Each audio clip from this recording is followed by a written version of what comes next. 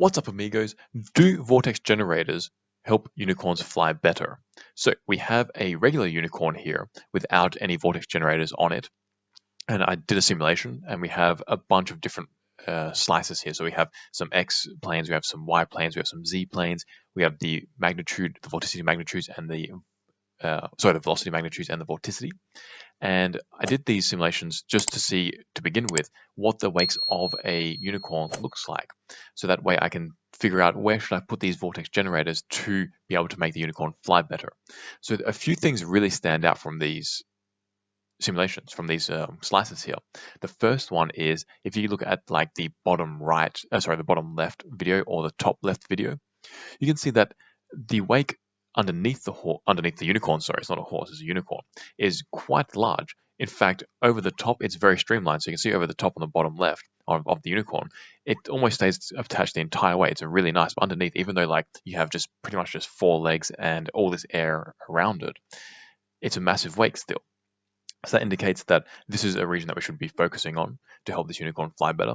The other thing that popped out to me was if you look at the middle right video, similar to the cow video that I did maybe about a month and a half ago, that around the front shoulders is where the flow starts to separate quite noticeably, and then it grows as we go downstream.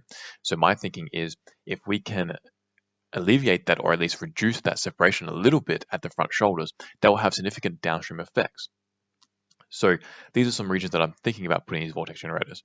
Finally, we have the vorticity plots. So on the bottom right, we just see it's quite interesting that this unicorn really can be divided into two halves. The wake, we have the top part which has vorticity of one sign, then we have vorticity on the bottom which is of another sign. So it's really just massive pockets of two different types of vorticity.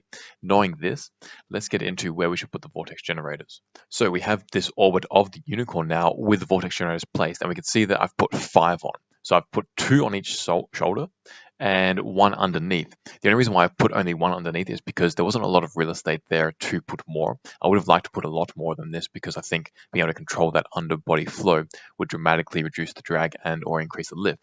But that's all I could do. And for the ones on the shoulders, I put them to the point where I thought that would help a lot in terms of reducing that flow separation. So we've done simulations on this unicorn now with these vortex generators. Let's look at the results. So this first comparison, we have the X planes going downstream, and the bottom the bottom video is the unicorn with the vortex generators. The one on top is the one that didn't have any vortex generators. And I can immediately tell you actually first that the drag coefficient of the one without vortex generators was 1.1, so it's really high. The one with vortex generators was 1.08. So that means that the vortex generators reduced the drag by 1.9%. Mission accomplished. What about the lift? Because there's not only drag but lift when unicorns fly. We need lift, obviously. So the lift of the regular unicorn, the non-vortex generator one, was 0.368. The one with the vortex generators was now 0.35. So this means it's a 5% reduction in the lift, which is not great, but does that matter? So we all know that unicorns fly at about 150 meters per second. At this velocity, the unicorn produces more than enough lift to get off the ground. So reducing the lift by 5% is not a big deal. Reducing the drag by almost 2% is good because it means you can fly around further without having to worry about eating as much. So that means that, yes, we have, in fact, made the unicorn better at flying with these vortex generators. So let's describe what's happening with these planes. And we have some other plane comparisons as well.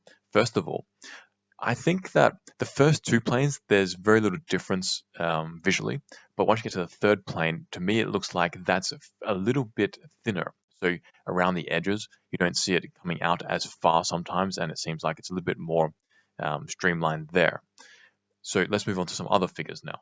So this is another plane, the Y plane going through the middle, like the middle of the unicorn.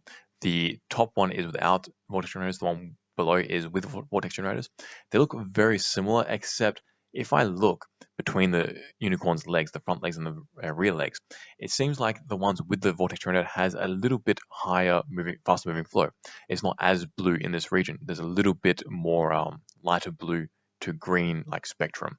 And that makes sense to me because we found that the drag was reduced. So I think that, considering this is probably the biggest drag producing region of this unicorn, it makes sense that this is probably around where you might get some differences, and it does seem to be that we have a fast moving flow. And also, if you look at just downstream of the unicorn's rear legs, the wake is not as blue. It's not as dark blue, it seems. It's a little bit lighter blue in some situations, but then other times it goes a little bit darker blue, which is indicative of a buff body.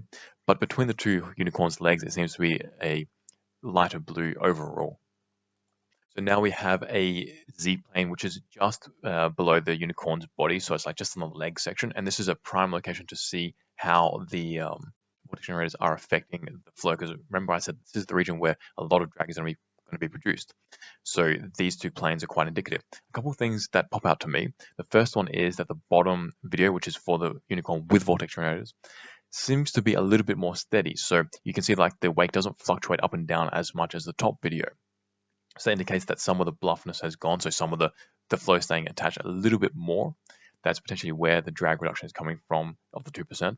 Also, the wake around the like the midsection of the unicorn with vortex generators seems to be a little bit smaller than the one on top. Just a touch, I think. So I think these two regions are where we're getting the drag reduction from, I think. This is another Z-plane just a little bit higher. So this is going through the unicorn's torso, and it's splitting the two vortex generators on each side. So a couple of things again. It does seem like the unicorn with vortex generators is a little bit steady in terms of its flow. Like there is still this periodic shedding, but it's not nearly as pronounced, I think, as the one without vortex generators. Also from this angle, it looks like the unicorn on the bottom has a little bit of a wider wake around its shoulders, but I think it's due to the angle that it's being pitched at. So we're looking a little bit more like from a bird's eye view from the one on the bottom than on the top, just by a few degrees, which means that that wake seems to be a bit wider than what it is, I think. I think they're actually much more similar than what they seem to be. Now we have another Z-plane, but it's just above, so it's on the unicorn's head.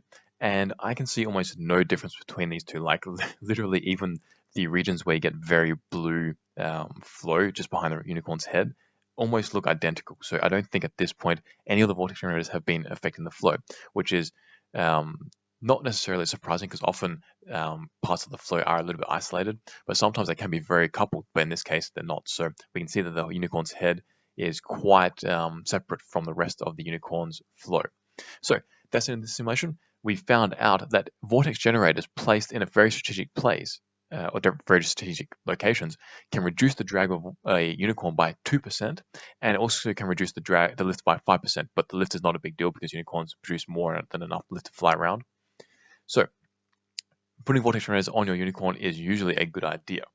And if you like this video, make sure to like and subscribe and check out our other videos. And if you want to get better at CFD yourself and or theory, check out our courses in the link in the description. And I'll see you in the next simulation. Peace out, amigos.